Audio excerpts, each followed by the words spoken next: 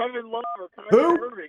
It were hurt the whole time. Yeah, Kyrie was pretty good. Kyrie's a malcontent. I mean, he's a terror. Yeah, no. David Griffin, Garland. Too high on Griff? Yeah. Are we too high on Griff? I mean, it was still LeBron James, was still the star player on that team. But yes, David Griffin put those pieces together. So, hey, I like the optimism. Okay, it's July or June. It's steamy outside. The Saints are a big topic right now. You know, the possible Super Bowl chance there. The LSU football team, optimism will be really high. They're a top 10 preseason team. They got Garland, close out your dial pad. It's on your cheek. I think he keeps accidentally hitting numbers. Oh, okay. I'm sorry. I love the answer, though. I'm getting okay.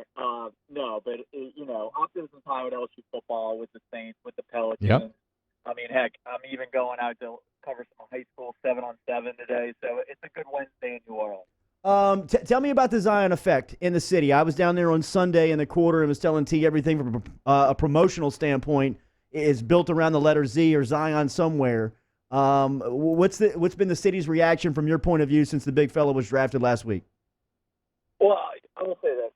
Usually I get a lot of questions at the gym or out about New Orleans about the Saints, and y'all said Michael Thomas leading into me. That's not getting as much run right now with any summer. Michael Thomas and his contract situation will be getting a ton of massive run right now. I'm getting all Zion questions. Are they a playoff team? What are they going to do with that $30 million in salary cap space? I'm not used to those kind of questions in June because if you were around here in February and March, it was depressing, man. I mean, the Smoothie King Center was a morgue. Okay, there was no one there. It was quiet. They'd given up on the season. They traded away Nico Mirotic.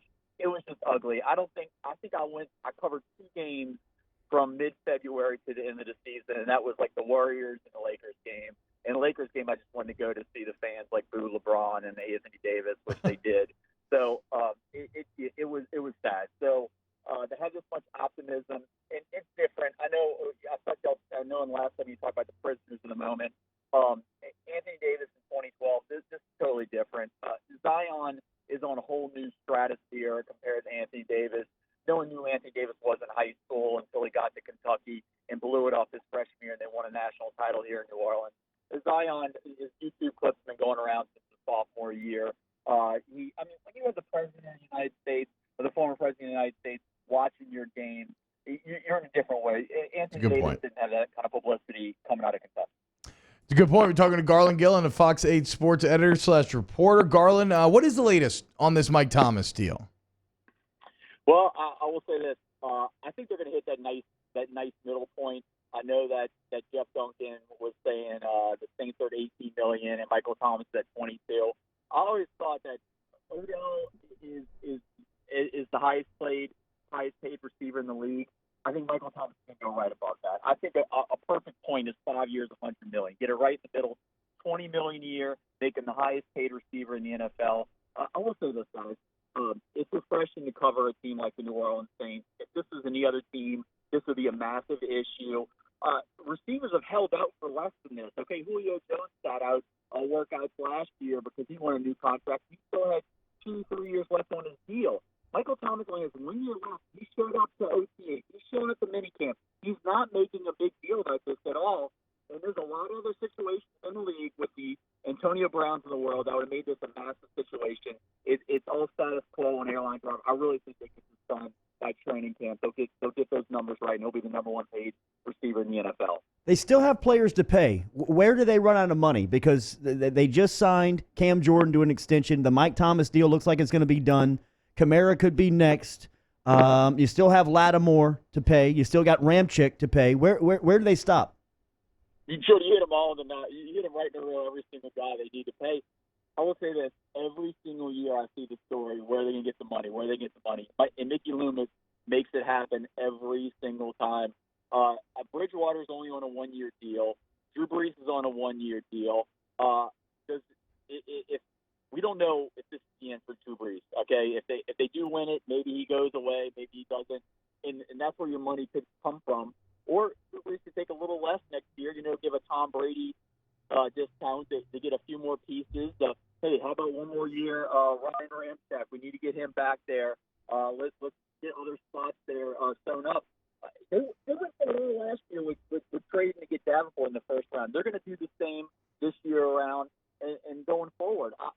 I'm not saying this MLB, this is going to be Brees last year because he's in the best shape of his life. I mean, he is. It's amazing what Tom Brady and him look like right now at their ages there, and they can go. I mean, I know Brady wants to play till 45, and let's say Drew Brees doesn't play till 45. Garland Gillen joining us here, WVUE, Fox 8 Sports editor down there with the Pelicans and the Saints, covering the Saints and the Pelicans. Summer League play. What are you expecting to see from this Summer League team and the Pelicans? What's the story outside of Zion? Well, that's going to be a bad situation for the Pelicans since this trade's not officially going through until July 6th. That means Jackson Hayes can't practice with him. He can't play that first game. I mean, it's going to take him like 3 games to get Jackson Hayes in there and get a nice flow. Yeah. He won't be able to practice with him. That is a crazy rule. Ridiculous. You have to wait that long, and so you don't get the 17th pick is also part of the Hawks deal. He can't come here, and the guard from Virginia Tech. So I don't know if you play Zion a lot in this summer league. I know they're hyping his first game up because it's against the Knicks and his former teammate from Duke. I wouldn't play him a lot. Who are these guys on the team that are going to play with him a lot during the season? Maybe 1 or 2, especially at the beginning when he's not playing with a Jackson Hayes until Game 3 possibly.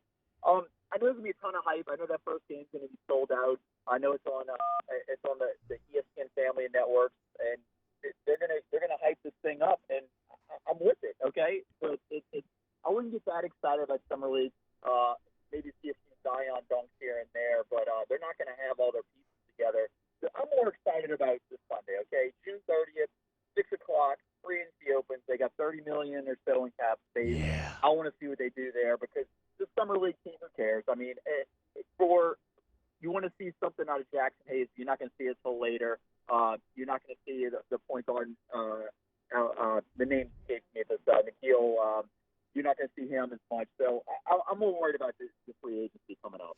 Garland, great information this morning. The judges have just ruled it's a TKO. The phone won the fight this morning. The dial pad got you on at least every answer, but we heard you, man. Great information. Thank you. All right, bud. All right, Garland, thank you. Follow him on Twitter at Garland Gillen.